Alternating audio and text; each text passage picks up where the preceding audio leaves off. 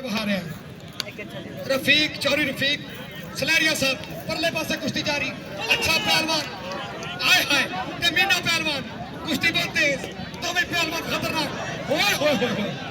उठ पे मीना ओए होए होए सदके रमा मीना तो अच्छा पहलवान गुजर ते मीना ओए होए बल्ले गुजर उते मीन चढ़ गया हाय हाय हाय तब क्या कुश्ती निकली है